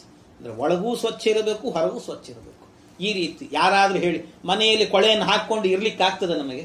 ಮನೆಯಲ್ಲಿ ಏನಾದರೂ ಕೂಡ ಒಂದು ವೇಳೆ ಮನೆಯಲ್ಲಿ ತಿಂದು ಮಾವಿನ ಹಣ್ಣಿನ ಗೊರಟುಗಳನ್ನೆಲ್ಲ ಮನೆಯಲ್ಲಿ ಹಾಕೊಂಡು ಅಲ್ಲೇ ಇರ್ರಿ ಅಂದ್ರೆ ಎಷ್ಟು ದಿವಸ ಇರ್ಲಿಕ್ಕೆ ಆಗ್ತದೆ? 2 ದಿವಸ ಆದ್ಮೇಲೆ ಕೊಳತು ವಾಸನೆ ಹೊಡಿಲಿಕ್ಕೆ ಆಗ್ತದೆ, ಹೊರಗೆ ಹಾಕ್ರಿ ಅಂತ ಹೇಳ್ತಾರೆ ಅದನ್ನು. ಹಾಗೆ ಆ ಕೆಲಸವನ್ನು ಮಾಡೋರು ಒಬ್ಬರು ಬೇಕು. ಅದನ್ನು ಮುಖ್ಯ ಪ್ರಾಣದೇವರು ಮಾಡ್ತಾರೆ. ಅಪಾನ ನಾಮಕ, ಅದಕ್ಕೆ ನಿಯಾಮಕವಾದ ರೂಪ ಪ್ರದ್ಯುಮ್ನ ನಾಮಕ ರೂಪ ಪರಮಾತ್ಮನದ್ದು, ಪ್ರದ್ಯುಮ್ನ ಎನ್ನುವಂಥದ್ದು. ಹೀಗೆ ಒಂದೊಂದು ರೂಪದಿಂದ ಅಪಾನ, ಸಮಾನೋ ನಾಭಿಸಂಸ್ಥಿತ, ನಮ್ಮ ಹೊಕ್ಕಳಿನಲ್ಲಾಗಬೇಕಾದ್ರೆ ಅಲ್ಲಿ ಸಮಾನ ಅನ್ನುವಂಥ ರೂಪದಿಂದ ಮುಖ್ಯ ಪ್ರಾಣದೇವರು. ವ್ಯಾನ ಸರ್ವ ಶರೀರಗ, ವ್ಯಾನ ಎನ್ನುವಂಥ ರೂಪದಿಂದ ನಮ್ಮ ನರನಾಡಿಗಳಲ್ಲೆಲ್ಲ ಮುಖ್ಯ ಪ್ರಾಣದೇವರು ಇರ್ತಾರಂತೆ. ನಾವು ಏನು ಕೆಲಸ ಮಾಡಬೇಕಾದ್ರೂ ಕೂಡ ಒಳಗಿಂದ ಶಕ್ತಿ ಬರಬೇಕಲ್ಲ, ನರನಾಡಿಗಳಲ್ಲಿ ಶಕ್ತಿ ಇರಬೇಕಲ್ಲ. ಆ ಶಕ್ತಿಯನ್ನು ತುಂಬುವವರು ಯಾರು ಅಂತ ಹೇಳಿದ್ರೆ ಮುಖ್ಯ ಪ್ರಾಣದೇವರು, ವ್ಯಾನ ನಾಮಕ ಮುಖ್ಯ ಪ್ರಾಣದೇವರು. ಅವರ ನಿಯಾಮಕನಾಗಿ ಪರಮಾತ್ಮನ ಪ್ರದ್ಯುಮ್ನ ರೂಪ ಎನ್ನುವಂತಹದ್ದಿದೆ. ಹೀಗೆ ಇಂಥ 5 ರೂಪಗಳಲ್ಲಿ ಪ್ರದ್ಯುಮ್ನ ರೂಪ ಈ ಎಲ್ಲ ಕೆಲಸಗಳನ್ನು ಮಾಡುತ್ತೆ ಅನ್ನೋದನ್ನು ತಿಳ್ಕೊಳ್ಳಬೇಕು. ಹಾಗೆ ಅಷ್ಟೇ ಅಲ್ಲ, ಅದರ ಜೊತೆಗೆ ಮತ್ತೊಂದಿದೆ. ಯಾವುದು ಅಂತ ಹೇಳಿದ್ರೆ ಸಂಕರ್ಷಣ ಎನ್ನುವಂತ ಏನು ರೂಪ ಇದೆ, ಆ ಸಂಕರ್ಷಣ ರೂಪದಿಂದ ಆಗಬೇಕಾದ್ರೆ ಅವರು ಮನೋಮಯ ಅಂತ ಹೇಳಿದ್ರೆ ಅವರು ಮನೋಮಯರಾಗಿ ನಮಗೆ ಅನುಗ್ರಹವನ್ನು ಮಾಡುತ್ತಿರ್ತಾರೆ. ತಸ್ಯ ಪ್ರಿಯಮೇವ ಶಿರಃ, ಅವರು ಯಾವ ರೀತಿ ಅಂತ ಹೇಳಿದ್ರೆ ಮನೋಮಯ ಅಂತ ಹೇಳಿದ್ರೆ ನಮ್ಮ ಮನಸ್ಸಿಗಾಗಬೇಕಾದ್ರೆ ಪ್ರೇರಕರಂತೆ ಅವರು. ನಮ್ಮ ಮನಸ್ಸು ಒಳ್ಳೆಯ ಕೆಲಸವನ್ನು ಮಾಡಬೇಕಾದ್ರೆ, ಒಳ್ಳೆಯದನ್ನು ತಿಳಿಬೇಕಾದ್ರೆ, ಒಳ್ಳೆಯದನ್ನು ಯೋಚನೆ ಮಾಡಬೇಕಾದ್ರೆ, ಇದಕ್ಕೆಲ್ಲದಕ್ಕೂ ಕೂಡ ಪ್ರೇರಕರಾಗಿ ಸಂಕರ್ಷಣ ರೂಪಿ ಪರಮಾತ್ಮನಿರ್ತಾನಂತೆ. ಅವನ ಅನುಗ್ರಹವನ್ನು ಮಾಡ್ತಿರ್ತಾನೆ. ಆದ್ರಿಂದ ಅವನ ಸ್ಮರಣೆ ಮಾಡಬೇಕು. ಇನ್ನೊಂದು ವಾಸುದೇವ ಅಂತ ಹೇಳಿದ್ರೆ ಆ ವಾಸುದೇವ ರೂಪಿ ಪರಮಾತ್ಮ ಅವನಾಗಬೇಕಾದ್ರೆ ಏನು ಮಾಡ್ತಾನಂತೆ ಅಂದ್ರೆ, ಈ ಸಂಕರ್ಷಣ ಎನ್ನುವ ಏನು ರೂಪ ಇದೆ, ಆ ಸಂಕರ್ಷಣ ರೂಪದಿಂದ ನಾವೇನೇನು ಅಧ್ಯಯನ ಮಾಡುತ್ತೇವೆ, ವೇದ, ಮಹಾಭಾರತ, 3 ವೇದಗಳು, ಸಾಮಾನ್ಯ 4 ವೇದ ಅಂತ 3 ವೇದ ಅದು ಮುಖ್ಯ. ಅದು ಋಗ್ವೇದ, ಯಜುರ್ವೇದ, ಸಾಮವೇದ, ಆಮೇಲೆ ಮಹಾಭಾರತ, ಪುರಾಣಗಳು. ಈ ಏನು 5 ಗ್ರಂಥಗಳಿದ್ದಾವೆ, ಇದನ್ನೆಲ್ಲವನ್ನು ಕೂಡ ನಮ್ಮ ಮನಸ್ಸಿನಲ್ಲಿ ನಿಂತು ಅಧ್ಯಯನ ಮಾಡಿಸುವಂತಹ ಪರಮಾತ್ಮನ ರೂಪ ಅಂದ್ರೆ ಸಂಕರ್ಷಣ ರೂಪ. ನಮಗೆ ಅವನ ಅನುಗ್ರಹ ಮಾಡಿದ್ರೆ ಇವೆಲ್ಲ ಅಧ್ಯಯನ ಮಾಡ್ಲಿಕ್ಕೆ ಆಗ್ತದಂತೆ. ಹಾಗಾಗಿ ಸಂಕರ್ಷಣ ರೂಪ. ಆಮೇಲೆ ವಾಸುದೇವ ಅಂತ ಇನ್ನೊಂದು ರೂಪ ಇದೆ. ಆ ವಾಸುದೇವ ಎನ್ನುವಂತಹದ್ದು ಹೇಗೆ ಅಂದ್ರೆ ತಸ್ಯ ಪ್ರಿಯಮೇವ ಶಿರಃ ಮೋದೋ ದಕ್ಷಿಣ ಪಕ್ಷ, ಅವೆಲ್ಲ ಒಂದೊಂದು. ಈ ವಾಸುದೇವ ರೂಪದಿಂದ ನಮ್ಮಿಂದ ಈ ಒಳಗೆ ನಡೆಯುವಂತ ಏನು ಕ್ರಿಯೆಗಳಿದ್ದಾವೆ, ಧ್ಯಾನ, ಅರ್ಚನೆ, ಪೂಜೆ, ಇವನ್ನೆಲ್ಲವನ್ನು ಕೂಡ ನಮ್ಮಿಂದ ನಡೆಸುವಂತ ಪರಮಾತ್ಮನ ರೂಪ ಯಾವುದು ಅಂದ್ರೆ ವಾಸುದೇವ ರೂಪ. ಈ ವಾಸುದೇವ ರೂಪದಿಂದ ಮಾಡಿಸ್ತಾನೆ. ಇನ್ನು ನಾರಾಯಣಕ್ಕೆ ಇದು ಹೇಳಬೇಕು. ನಾರಾಯಣ ಅಂದ್ರೆ ತಸ್ಯ ಪ್ರಿಯಮೇವ ಶಿರಃ ಮೋದೋ ದಕ್ಷಿಣ ಪಕ್ಷ, ಆನಂದ. ಒಂದೊಂದು ರೂಪದಿಂದಲೂ ಕೂಡ ನಮಗೆ ಒಳಗೆ ಆನಂದವನ್ನು ಕೊಡ್ತಾನಲ್ಲ, ಮೋಕ್ಷವನ್ನು ಕೊಟ್ಟಾದ ಮೇಲೆ ಆನಂದವನ್ನು ಕೊಡುವಂತ ರೂಪ ಇದೆಯಲ್ಲ, ಅದು ನಾರಾಯಣ ಎನ್ನುವಂಥ ರೂಪ ಪರಮಾತ್ಮನದ್ದು. ನಮಗೆ ಮೋದ, ಪ್ರಮೋದ, ಆನಂದ ಇವೆಲ್ಲವೂ ಕೂಡ ಆನಂದದ ಬಗೆಗಳಿವೆಲ್ಲವೂ ಕೂಡ ಮೋದ, ಪ್ರಮೋದ ಅನ್ನುವಂಥದ್ದೆಲ್ಲ. ಹಾಗೆ ಬಗೆ ಬಗೆಯಾದಂಥ ಆನಂದವನ್ನು ಕೊಡುವಂಥ ರೂಪ ಅಂದ್ರೆ ಪರಮಾತ್ಮನದ್ದು ಈ ಎಲ್ಲ ರೂಪಗಳು ಕೂಡ ಅಂತ ಹೇಳಿದ್ದಾರೆ. ಹಾಗಾಗಿ ಇದನ್ನೆಲ್ಲ ಮಾಡತಕ್ಕಂಥವನು ಪರಮಾತ್ಮ ಈ 5 ರೂಪದಿಂದ ಮಾಡ್ತಾನೆ ಅಂತ ಚಿಂತನೆಯನ್ನ ಮಾಡಬೇಕು. ಹೀಗೆ ಚಿಂತನೆಯನ್ನ ಮಾಡಿದ್ವಿ ಅಂತಾದ್ರೆ ನಮ್ಮ ಜೀವನವೆಲ್ಲ ಮಂಗಳಮಯವಾಗಿರುತ್ತೆ. ಮಂಗಳಮಯ ಯಾಕೆ ಅಂದ್ರೆ ಎಲ್ಲೂ ಕೂಡ ವಿಘ್ನಗಳು ಬರೋದಿಲ್ಲಂತೆ. ಈ 5 ರೂಪದ ಚಿಂತನೆಯನ್ನ ಮಾಡಿಕೊಂಡು ಕರ್ಮವನ್ನ ಆರಂಭ ಮಾಡಿದ್ವಿ ಅಂತಾದ್ರೆ ಯಾವುದೇ ರೀತಿಯಾಗಿರುವಂತಹ ವಿಘ್ನಗಳು ಬರದೇನೆ ನಿರ್ವಿಘ್ನವಾಗಿ ನಡೆಯುತ್ತೆ ಎಲ್ಲವೂ ಕೂಡ ಅಂತ ಹೇಳಿದ್ದಾರೆ. ಹಾಗಾಗಿ ಅದಕ್ಕೋಸ್ಕರವಾಗಿ ಹೀಗೆ 5 ರೂಪ ಪಂಚವ್ಯೂಹಾತ್ಮಕವಾಗಿರುವಂತಹ ಪರಮಾತ್ಮನ ಈ ರೂಪಗಳ ಚಿಂತನೆಯನ್ನ ಮಾಡಿಕೊಂಡು ಹೀಗೆಲ್ಲ ಭಗವಂತನ ಚಿಂತನೆಯನ್ನ ಮಾಡಿ ದಾಸರು ಈ ಮಂಗಳಾಚರಣೆಯನ್ನ ಮಾಡಿದ್ದಾರಂತೆ. ಇದು ಸಾಮಾನ್ಯವಾಗಿ ನಾನು ಹೇಳಿದ್ದು. ಇದು ಇನ್ನೂ ಹೋದಷ್ಟು ಒಳಾರ್ಥಗಳು ಇನ್ನೂ ಇದ್ದಾರೆ. ಅಂತೂ ಮೇಲ್ನೋಟಕ್ಕೆ ಇಷ್ಟು ಸಾಕು ಅನ್ನುವ ದೃಷ್ಟಿಯಿಂದ ಹೇಳ್ತಾ ಇದ್ದೇನೆ. ಅದರಲ್ಲೂ ಕೂಡ ಮತ್ತೆ ಸುಮ್ಮನೆ ಒಂದು ಹೇಳುತ್ತೇನೆ ಅಷ್ಟೇ. ಅದರಲ್ಲಿ ಪರಮಾತ್ಮನ ಜಗಜ್ಜನ್ಮಸ್ಥೇಮ ಪ್ರಳಯ ಅಂದ್ರೆ ಉದಯ ಸ್ಥಿತಿ ಕಾರಣನೇ ಕೈವಲ್ಯದಾಯಕ ನಾರಸಿಂಹನೇ ಅಂತ ಹೇಳಿದ್ದಾರೆ. ಅಂದ್ರೆ ಸೃಷ್ಟಿ ಸ್ಥಿತಿ ಲಯ ಇದನ್ನೆಲ್ಲ ಮಾಡ್ತಾನೆ ಭಗವಂತ ಅಂತ ಹೇಳಿದ್ದಾರಲ್ಲ. ಪರಮಾತ್ಮನ ಈ ಸೃಷ್ಟಿ ಸ್ಥಿತಿ ಲಯ ಎನ್ನುವಂತಹದ್ದು ಹೇಗಿರುತ್ತೆ ಭಗವಂತನದ್ದು ಅಂತ ಕೇಳಿದರೆ, ಆ ಸೃಷ್ಟಿ ಸ್ಥಿತಿ ಲಯ ಎನ್ನುವಂತಹದ್ದು ಪರಮಾದ್ಭುತವಾಗಿರ್ತದಂತೆ. ಅದು ಹೇಗಿದೆ ಅಂತ ಹೇಳಿದರೆ ವರ್ಣನೆ ಮಾಡಲಿಕ್ಕೆ ಅಸಾಧ್ಯ. ಸಾಮಾನ್ಯವಾಗಿ ಹೇಳ್ತೇನೆ ನಾನು. ಮೊದಲು ಪರಮಾತ್ಮ ಸೃಷ್ಟಿಯನ್ನ ಮಾಡ್ತಾನಂತೆ. ಸೃಷ್ಟಿಯನ್ನ ಮಾಡುವಾಗ ಮೊದಲು ಬ್ರಹ್ಮದೇವರು ಸೃಷ್ಟಿ ಮಾಡಿದ. ಬ್ರಹ್ಮದೇವರು ಸೃಷ್ಟಿ ಮಾಡಿದ್ನಲ್ಲ, ಯಾಕೆ ಸೃಷ್ಟಿ ಮಾಡಿದ ದೇವರು? ನಾವು ಈಗ ಸೃಷ್ಟಿ ಮಾಡುತ್ತೀವಿ. ಸೃಷ್ಟಿ ಅಂದ್ರೆ ಏನು? ಈ ಉದಾಹರಣೆಗೆ ಮನೆ ಮುಂದೆ ಏನಾದರೂ ಒಂದು ಗಿಡ ಹಚ್ಚೋದು, ಬೆಳೆಸೋದು, ಏನೋ ತರಕಾರಿ ಬೆಳೆಯೋದು ಅಂಥದ್ದು ಇಂಥದ್ದು ಯಾಕೆ ಮಾಡ್ತೀವಿ ನಾವು? ತರಕಾರಿ ಯಾಕೆ ಬೆಳಿತೀವಿ ಅಂದ್ರೆ ಅದನ್ನ ಮತ್ತೆ ನಾಳೆ ದಿವಸ ನಾವೇ ಕೊಯ್ದು ತಿನ್ನೋದಕ್ಕೆ ಅಂತ ಮಾಡ್ತೀವಿ ಅಷ್ಟೆ. ಹಾಗೆ ಸೃಷ್ಟಿ ಮಾಡೋದು ಯಾಕೆ ಅಂದ್ರೆ ನಾವು ತಿನ್ಲಿಕ್ಕೆ ಅಂತ ಮಾಡೋದು, ನಮಗೋಸ್ಕರ ಮಾಡ್ಕೊಳ್ಳೋದು. ಹಾಗೆ ದೇವರು ಕೂಡ ತಾನು ಊಟ ಮಾಡಬೇಕು ಅಂತ ಅನ್ನೋದಕ್ಕೋಸ್ಕರವಾಗಿ ಸೃಷ್ಟಿ ಮಾಡಿದ್ನಂತೆ. ತಾನು ಊಟ ಮಾಡಬೇಕು ಅಂತ ಮಾಡಿದಾಗ ಮೊದಲು ಬ್ರಹ್ಮದೇವರು ಸೃಷ್ಟಿ ಆಯಿತು. ಆಮೇಲೆ ಅದನ್ನು ನೋಡದ ಬಾಯಿಗೆ ಇಟ್ಕೊಳ್ಬೇಕು ಅಂದ್ರೆ ಸಣ್ಣ ತುತ್ತು ಅನಿಸ್ತಂತ ಅವನಿಗೆ, ದೇವರಿಗೆ. ಇದ್ಯಾಕೋ ಬಹಳ ಸಣ್ಣದಾಯ್ತಾರೆ, ಇದು ಹೊಟ್ಟೆ ತುಂಬೋದಿಲ್ಲ ಅಂತ ಅನಿಸ್ತು. ಇನ್ನೂ ಸ್ವಲ್ಪ ಬೆಳೀಲಿ ಅಂತ ಬಿಟ್ಟನಂತೆ. ಆ ಬ್ರಹ್ಮನಿಂದ ಉಳಿದದನ್ನೆಲ್ಲ ಬೆಳೆಸಿದ. ಮತ್ತೆ ಅದನ್ನೇ ಬೆಳೆಸಿದ ಚೆನ್ನಾಗಿ ಬೆಳೀತು ಎಲ್ಲವೂ ಕೂಡ. ಇಡೀ ಪ್ರಪಂಚವಾಗಿ ಬೆಳೆಸಿದಂತೆ ಭಗವಂತ. ಎಲ್ಲ ಆದ ನಂತರ ಭಗವಂತನಿಗೆ ಪ್ರಳಯ ಮಾಡಬೇಕು ಅಂತ ಅನಿಸ್ತಂತೆ. ಅಂದ್ರೆ ಹಸಿವು ಜಾಸ್ತಿ ಆಯ್ತಂತೆ ದೇವರಿಗೆ. ಹೇಗಿರುತ್ತದೆ ಅಂದ್ರೆ ಕೆಲವರಿಗೆ ಆರಂಭದಲ್ಲಿ ಹಸಿವು ಜಾಸ್ತಿ ಇರೋದಿಲ್ಲ. ಈ ಅನ್ನ ಇನ್ನೇನು ಆಗ್ತಾ ಇದೆ, ಕುದಿತಾ ಇದೆ ಅನ್ನಬೇಕಾದ್ರೆ ಹಸಿವು ಜಾಸ್ತಿ ಆಗ್ಲಿಕ್ಕೆ ಶುರುವಾಗ್ತದಂತೆ. ಹಾಗೆ ಕೊನೆಗಾಗಬೇಕಾದ್ರೆ ಹಸಿವು ಜಾಸ್ತಿ ಆಗ್ತದೆ ದೇವರಿಗೆ. ಹಸಿವಾದಾಗ ಏನು ಮಾಡ್ತಾನೆ ಪರಮಾತ್ಮ? ಆಗ ಒಂದ್ಸರ್ತಿ ಪ್ರಳಯ ಮಾಡಿ ಅಡಿಗೆ ಮಾಡಿ ಊಟ ಮಾಡಬೇಕು ಅಂತ ಅನ್ಕೊಂಡು ಅವನು ಲಕ್ಷ್ಮೀದೇವಿಗೆ ಹೇಳ್ತಾನಂತೆ, ನನಗೆ ಹಸಿವಾಗ್ತಿದೆ, ಹಾಗಾದ್ರೆ ಒಂದ್ಸರ್ತಿ ಎಲ್ಲ ತರಕಾರಿ ತಂದ್ಬಿಡು, ಆಮೇಲೆ ನಾನು ನಿನಗೆ ಅಡಿಗೆ ಮಾಡ್ತೀನಿ ಅಂತ ಹೇಳ್ತಾಳೆ ಲಕ್ಷ್ಮೀದೇವಿ. ಆಯ್ತು ಅಂತ ಎಲ್ಲ ಕಡೆ ಒಂದ್ಸರಿ ಸಂಚಾರ ಮಾಡ್ಕೊಂಡು ಬರ್ತಾನೆ. ಅಷ್ಟರಲ್ಲಿ ಪ್ರಳಯ ಆಗೋಗ್ತದಂತೆ ಎಲ್ಲಾ ಕಡೆ ಪ್ರಳಯ ಆದಾಗ ಆಗ ಈ ಬ್ರಹ್ಮಾಂಡ ಎನ್ನುವಂತಹದ್ದೇ ಪಾತ್ರೆ. ಈ ಪಾತ್ರೆಯನ್ನೇ ಏನು ಮಾಡ್ತಾನಂತೆ ಭಗವಂತ ಲಕ್ಷ್ಮೀದೇವಿ ಕೊಡ್ತಾನೆ. ಇದರಲ್ಲಿ ಹಾಕಿ ಅಡಿಗೆ ಮಾಡು ಅಂತ ಹೇಳ್ತಾನಂತೆ. ಇಡೀ ಜೀವರಾಶಿಗಳನ್ನೆಲ್ಲ ಅದರಲ್ಲಿ ಹಾಕಿ ಅಡಿಗೆ ಮಾಡ್ತಾಳೆ. ಒಟ್ಟು ಸಪ್ತದ್ವೀಪ ವಸುಂಧರ 7 ಸಮುದ್ರಗಳಿದ್ದಾವೆ. ಆ 7 ಸಮುದ್ರದಲ್ಲಿ ಆಗಬೇಕಾದ್ರೆ ಕೊನೆ ಸಮುದ್ರ ಯಾವುದು ಅಂತ ಹೇಳಿದ್ರೆ ಸ್ವಾದೂದಕ ಸಮುದ್ರ ಅಂತ ಕರೀತಾರೆ. ಅಂದ್ರೆ ಸ್ವಾದೂದಕ ಅಂದ್ರೆ ಸಿಹಿನೀರಿನ ಸಮುದ್ರ ಕೊನೆಗಿದೆ. ಅದು ಮೊದಲು ಇರುವಂತಹದ್ದೆಲ್ಲ ಲವಣ ಸಮುದ್ರ ಇದೆ, ಆಮೇಲೆ ಇಕ್ಷು ಸಮುದ್ರ ಇದೆ, ಆಮೇಲೆ ಘೃತ ಸಮುದ್ರ, ಕ್ಷೀರ ಸಮುದ್ರ, ದಧಿ ಸಮುದ್ರ, ಹೀಗೆಲ್ಲ ಒಂದೊಂದು ಸಮುದ್ರಗಳಿದ್ದಾವೆ. ಅದಕ್ಕೆ ಉಳಿದ 6 ಸಮುದ್ರದ ನೀರನ್ನು ಬಳಸಿಕೊಂಡು ಅಡಿಗೆ ಮಾಡು ಅಂತ ಹೇಳ್ತಾನಂತೆ ದೇವರು ಲಕ್ಷ್ಮೀದೇವಿ. 6 ಸಮುದ್ರವನ್ನು ಬಳಸಿಕೊಂಡು ಅಡಿಗೆ ಮಾಡುತ್ತಾಳೆ. ಎಷ್ಟೆಲ್ಲ ಆದ ನಂತರ ಕೊನೆಯ ಸಮುದ್ರ 7ನೇ ಸಮುದ್ರ ಸಿಹಿನೀರಿನ ಸಮುದ್ರ ಇದೆಲ್ಲ ಅದನ್ನು ಮಾತ್ರ ಹಾಗೆ ಇಟ್ಟಿರು ಅಂತಾನಂತೆ. ಅದು ಕೊನೆಗೆ ಇಟ್ಟಿದ್ದಾನೆ. ಯಾಕೆ ಅಂದ್ರೆ ಅವನು ಮಡಿಯಾಗಿರ್ಲಿ ಅಂತ, ಯಾರು ಮುಟ್ಟಬಾರ್ದು ಅದನ್ನ ಅಂತ ಕೊನೆಗೆ ಇಟ್ಟಿದ್ದಾನೆ ಅದು ಸಮುದ್ರವನ್ನು. ಈ 6 ಸಮುದ್ರದ ನೀರನ್ನ ಬಳಸಿಕೊಂಡು ಅಡಿಗೆ ಮಾಡ್ತಾಳೆ ಲಕ್ಷ್ಮೀದೇವಿ. ಎಲ್ಲ ಅಡಿಗೆ ಆದ ನಂತರ ಭಗವಂತನಿಗೆ ಬಾ ಪರಮಾತ್ಮ ಊಟಕ್ಕೆ ಕೂತು ಅಂತ ಹೇಳಿ ಊಟಕ್ಕೆ ಬಡಿಸ್ತಾಳಂತೆ. ಬಡಿಸಿದ ನಂತರ ಎಲ್ಲ ಊಟ ಮಾಡ್ತಾನೆ ದೇವರು. ಇದೆಲ್ಲ ಪ್ರಳಯ ಕಾಲ ಅವನದ್ದು. ಪ್ರಳಯ ಕಾಲ ಹೀಗೆ ಮಾಡ್ತಾನೆ, ಎಲ್ಲ ಊಟ ಮಾಡ್ತಾನೆ ದೇವರು. ಊಟವನ್ನೆಲ್ಲ ಮಾಡಿದ ನಂತರ ದೇವರಿಗೆ ಅನ್ನಿಸುತ್ತಂತೆ, ಆಯ್ತು ಊಟ ಎಲ್ಲ ಆಯ್ತು, ಇನ್ನು ಕೈ ತೊಳಿಬೇಕು, ಊಟ ಮುಗಿದ ನಂತರ ಆಚಮನ ಮಾಡಬೇಕು ಅಂತ ಅನ್ಕೊಂಡಾಗ ಆಗ ಕೈ ತೊಳೆದು ಆಚಮನ ಮಾಡಲಿಕ್ಕೆ ಅಂತ ಇನ್ನೊಂದು ಸಮುದ್ರ ಉಳಿದಿತ್ತಲ್ಲ ಅದನ್ನ ಇಟ್ಕೊಂಡಿದ್ನಂತೆ. ಅದನ್ನು ಕೈ ತೊಳೆದು ಆಚಮನ ಮಾಡಿದ್ನಂತ. ಆಮೇಲೆ ಎಲ್ಲ ಆದ ನಂತರ ಪರಮಾತ್ಮ ಲಕ್ಷ್ಮೀದೇವಿಗೆ ಹೇಳಿದ್ನಂತೆ, ಇನ್ನು ಸ್ವಲ್ಪ ಅಡ್ಡಾಗ್ತೀನಿ ನಾನು, ಊಟ ಆಗಿದೆ ಅಂತ ಹೇಳಿದ್ನಂತೆ. ಮಲಗ್ತೇನೆ ಎನ್ನುವಾಗ ಲಕ್ಷ್ಮೀದೇವಿ ಹೇಳಿದ್, ಬಹಳ ದಿವಸದ ಮೇಲೆ ಊಟ ಮಾಡಿದ್ದಿ, ಅಜೀರ್ಣ ಆದ್ರೆ ಕಷ್ಟ ನಿನಗೆ, ಹಾಗೆಲ್ಲ ಮಲಗಬೇಡ, ನಿಲ್ಲೊಂದು ಸ್ವಲ್ಪ ಕಷಾಯ ಮಾಡಿ ಕೊಡ್ತೀನಿ ಅಂತ ಹೇಳಿ ಈ ಏನು ಪಾತ್ರೆ ಇತ್ತು, ಬಂಗಾರದ ಪಾತ್ರೆ, ಅದು ಆ ಬ್ರಹ್ಮಾಂಡ ಎನ್ನುವಂತ ಬಂಗಾರದ ಪಾತ್ರೆ, ಆ ಪಾತ್ರೆಯನ್ನ ಒಣಕೊಬ್ಬರಿ ತುರಿಯೋ ಮಣೆ ಇರುತ್ತಲ್ಲ ಅದರಿಂದ ತುರಿದಂತೆ ತುರಿತಾಳಂತ. ಅದನ್ನು ತುರಿದಾಗ ಬಂಗಾರದ ತುಣುಕುಗಳೆಲ್ಲ ಬೀಳ್ತಾವದು.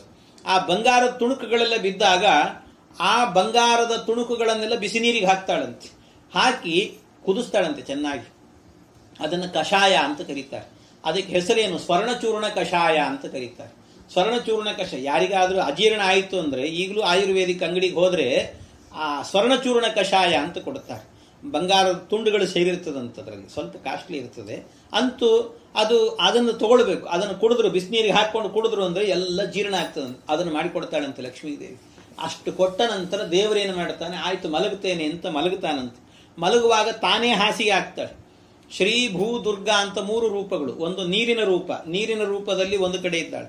ಆಮೇಲೆ ಮತ್ತೊಂದು ಭೂ ಅನ್ನುವಂಥ ರೂಪದಿಂದ ಎಲೆ ಆಗ್ತಾಳಂತೆ ಹಾಸಿಗೆ ಆದ ನಂತರ. ಆಮೇಲೆ ಪರಮಾತ್ಮ ಹೇಳಿದ, ನನಗೆ ಲೈಟ್ ಇದ್ರೆ ನಿದ್ದೆ ಬರುವುದಿಲ್ಲ, ಸ್ವಲ್ಪ ಲೈಟ್ ಆಫ್ ಮಾಡು ಅಂತ ಹೇಳಿದ್ನಂತೆ. ಅದಕ್ಕೆ ತಾನೇ ಕತ್ತಲಾದಂತೆ. ಅದು ದುರ್ಗಾ ಅನ್ನುವ ರೂಪ.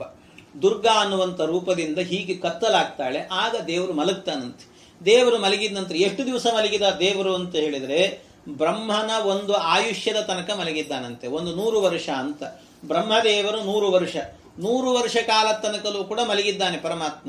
100 ವರ್ಷ ಕಾಲ ಮಲಗಿದ ನಂತರ ಆದರೆ ಲಕ್ಷ್ಮೀದೇವಿ ಏನು ಮಾಡ್ತಾಳಂತೆ, ಬ್ರಹ್ಮಮಾನದ 100 ವರ್ಷ ಅಂದ್ರೆ 87 ವರ್ಷಕ್ಕೆ ಎದ್ದೇಳ್ತಾಳಂತೆ.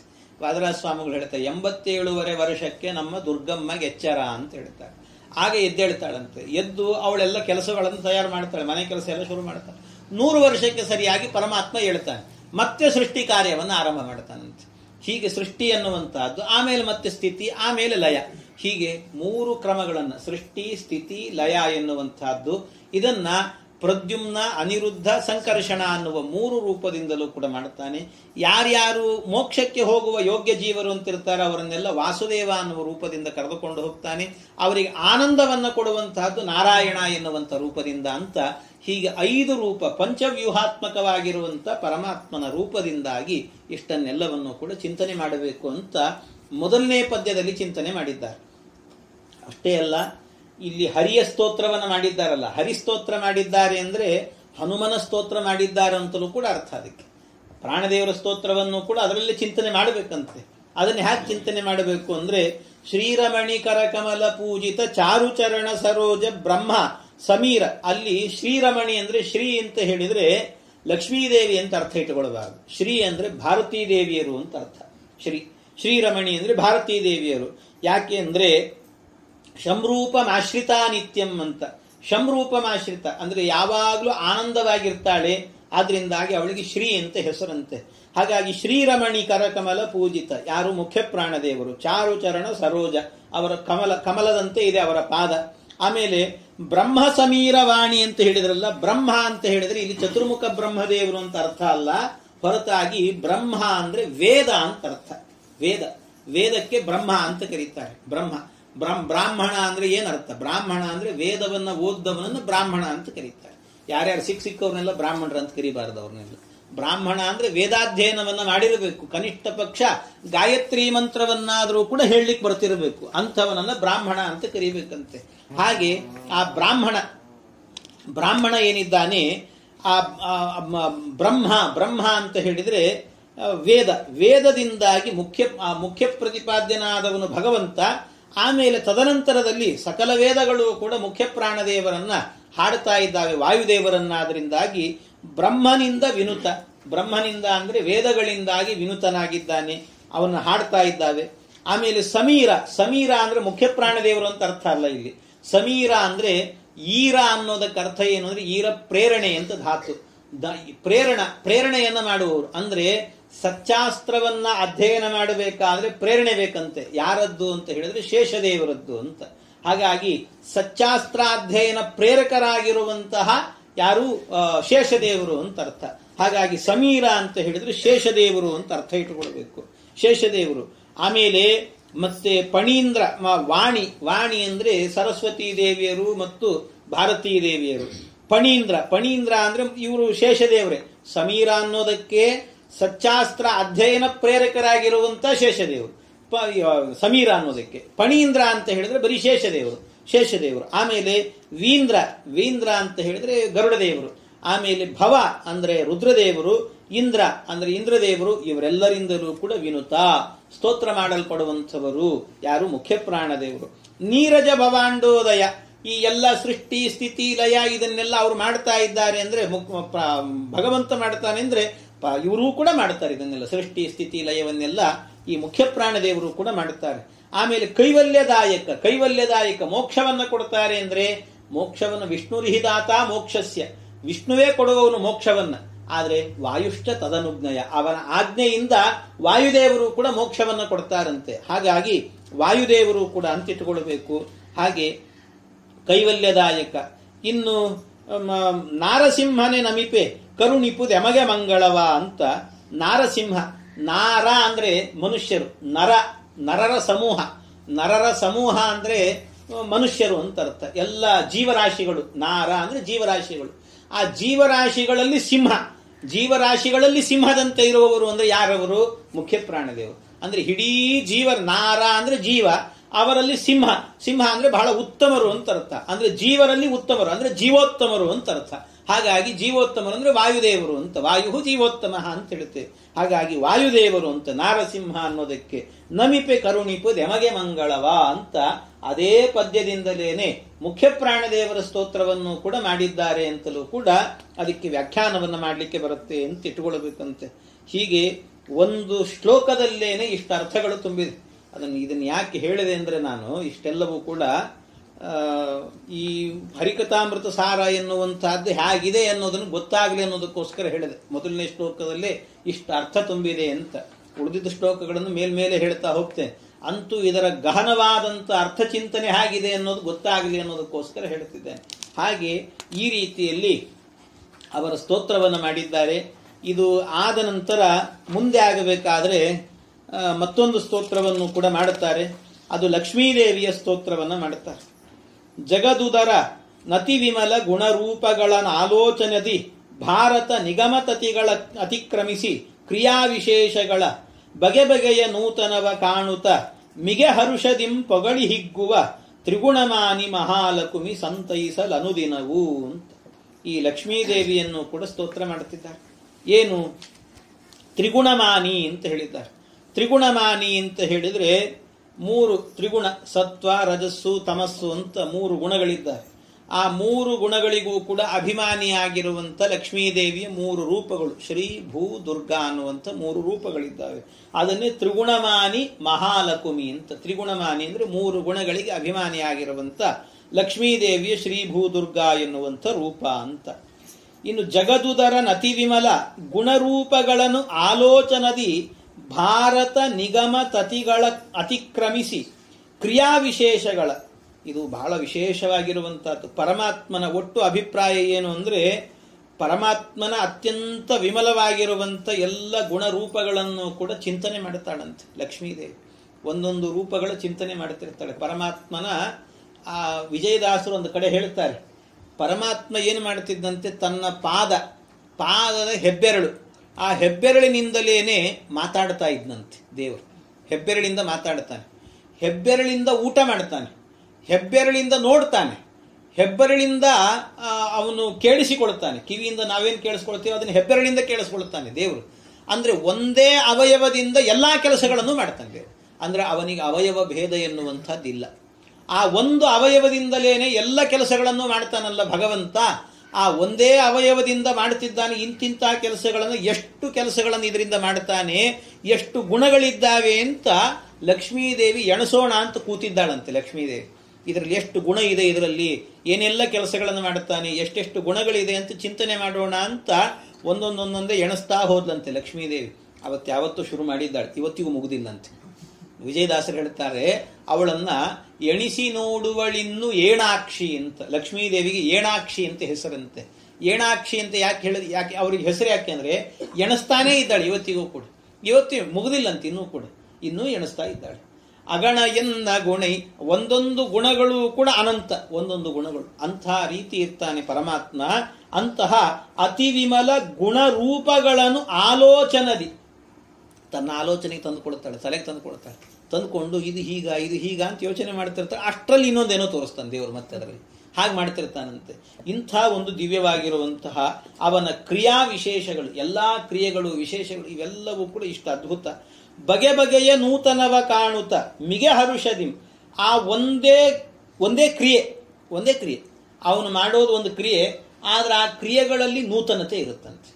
ಅದನ್ನು ಹ್ಯಾಕೆ ಕಾಣಬೇಕು ಅಂದ್ರೆ, ಒಂದು ದೃಷ್ಟಾಂತ ಕೊಡ್ತೀನಿ ಸುಮ್ಮನೆ. ವಾದರಾಜ ಸ್ವಾಮಿಗಳು ಒಂದು ಕಡೆ ಹೇಳ್ತಾರೆ, ಕೃಷ್ಣಾವತಾರದ ವರ್ಣನೆ ಮಾಡಬೇಕಾದ್ರೆ ಭಗವಂತ ಅವನು ಸಣ್ಣ ಕೂಸಾಗಿರುವಾಗ ನಾಮಕರಣ ಆಯ್ತಂತೆ, ಕೃಷ್ಣ ಅಂತ ಹೆಸರಿಟ್ರು. ಅವನಿಗೆ ಹೆಸರಿಟ್ಟ ಮೇಲೆ ಮಲಗಿದ್ನಂತೆ. ತೊಟ್ಲು ಸೇವೆ ಅಂತ ಮಾಡ್ತಾರೆ. ತೊಟ್ಲು ಸೇವೆ ಅಂತ ಮಾಡುವಾಗ ಮಲಗಿದ್ನಂತೆ. ಮಲಗಿದಾಗ ಭಗವಂತ ಏನು ಮಾಡಿದ್ನಂತೆ, ತನ್ನ ಪಾದದ ಹೆಬ್ಬೆರಳನ್ನು ತಗೊಂಡು ಬಾಯಿಲಿಟ್ಟುಕೊಂಡಂತೆ. ಬಾಯಿಲಿಟ್ಕೊಂಡು ಚೀಪ್ತಾ ಇದ್ದ. ನಮಗೇನು ಅನಿಸ್ತದೆ ಹೇಳ್ರಿ ಇದನ್ನು ಕೇಳಿದ್ರೆ ಬಾಯಿಲಿಟ್ಟುಕೊಂಡ ಚೀಪಿದ, ಏನೋ ಚೆನ್ನಾಗಿದೆ, ಮಕ್ಕಳ ಲೀಲೆ ತೋರಿಸಿದ್ದಾನೆ ಪರಮಾತ್ಮ ಅಂತ ಹೀಗೆ ಅನಿಸ್ತದೆ ನಮಗೆ. ಆದರೆ ಇದನ್ನು ನೋಡುವ ನಮ್ಮ ದೃಷ್ಟಿ ಹೇಗಿರಬೇಕು ಅನ್ನೋದನ್ನು ವಾದರಾಜ ಸ್ವಾಮಿಗಳು ಹೇಳ್ತಾರೆ. ಅವನು ಪಾದ ತೆಗೆದು ಬಾಯಲ್ಲಿ ಇಟ್ಟುಕೊಂಡಲ್ಲ, ಏನು ಅನ್ಕೊಳ್ತಿದ್ದ, ಯಾಕೆ ಅವನು ಪಾದ ಬಾಯಲ್ಲಿ ಇಟ್ಟುಕೊಂಡ ಅಂತ ವಾದರಾಜ ಸ್ವಾಮಿಗಳು ಅವರ ಇದನ್ನೇ ಬಗೆ ಬಗೆಯ ನೂತನವ ಕಾಣುತ್ತ.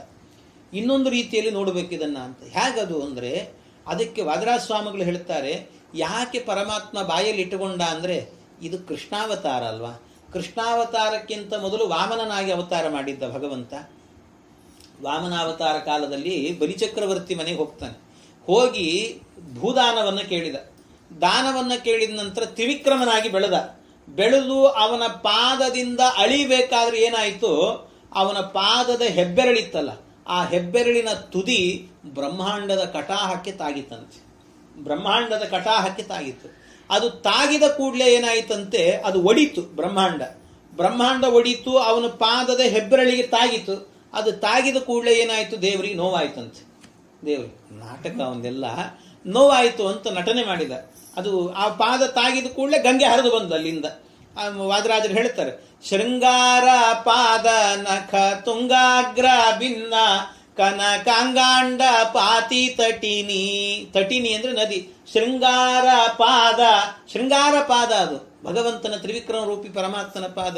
ನಖ ತುಂಗಾಗ್ರ ಭಿನ್ನ, ನಖ ಅಂದ್ರೆ ಉಗುರು ಅಂತ ಅರ್ಥ. ಅದರ ಅಗ್ರ ತುದಿ ಭಾಗವನ್ನ ತಾಕಿ ಒಡೆದು ಬಂದಂಥ ನದಿಯಂತೆ. ಆಗ್ಲೇನೆ ಅದು ಸತ್ಯಲೋಕದ ಹತ್ರ ಇತ್ತದು. ಆ ಪಾದ ಸತ್ಯಲೋಕದ ಹತ್ರ ಇರಬೇಕಾದ್ರೆ ನೀರು ಹರಿದು ಬಂತಲ್ಲ, ಅದನ್ನೆಲ್ಲ ಬೊಗಸೆಯಲ್ಲಿ ಹಿಡ್ಕೊಂಡ್ರಂತೆ ಬ್ರಹ್ಮದೇವರು ಹಿಡ್ಕೊಂಡು, ಭಗವಂತನ ಪಾದ ನನ್ನ ಮನೆಗೆ ಬಂದಿದೆ ಅಂತ ಅನ್ಕೊಂಡು ಪಾದ ತೊಳಿತೀನಿ ಅಂತ ತೊಳೆದ್ರಂತೆ ಅವರು. ಅದು ಸತ್ಯಲೋಕಕ್ಕೆ ಹೋದಾಗ ಅಲ್ಲಿ ಪಾದ ತೊಳೆದ್ರು ಅವರು. ತೊಳೆದು ಇಷ್ಟೆಲ್ಲ ನಡೆಯಿತು. ಆಗ ನೋವಾಯಿತು ದೇವರಿಗೆ, ಸಮಾಧಾನ ಮಾಡ್ಲಿಕ್ಕೆ ಆಗಲಿಲ್ಲಂತೆ. ಸಾಮಾನ್ಯ ಮಕ್ಕಳು ಬಿದ್ದರೂ ಅಲ್ಲೇ ಉಜ್ಜಿ ಮಾಡಿ ಏನೋ ಸಮಾಧಾನ ಮಾಡ್ತಿರ್ತೀವಿ, ಸಮಾಧಾನ ಆಗಲಿಲ್ಲ. ಕಡೆಗೇನಾಯ್ತಂತೆ, ಸಮಾಧಾನ ಮಾಡಬೇಕು ಅಂತ ಅನ್ಕೊಂಡು ಹಾಗೆ ಬಿಟ್ರು. ಆಮೇಲೆ ಪರಶುರಾಮ ಅವತಾರ ನೆಕ್ಸ್ಟ್. ಅಲ್ಲಿ ಟೈಮೇ ಇಲ್ಲ. ಯಾಕೆಂದ್ರೆ ಪರಶುರಾಮನಾಗಿ ಅವತಾರ ಮಾಡಿದಾಗ ದುಷ್ಟಕ್ಷತ್ರಿಯರ ಸಂಹಾರ ಅಂತ 21 ಬಾರಿ ಭೂಮಂಡಲ ಸಂಚಾರವನ್ನು ಮಾಡಿದರಂತೆ. ಎಲ್ಲರ ಸಂಹಾರ ಮಾಡುತ್ತಾ ಸಮಯ ಇರಲಿಲ್ಲ.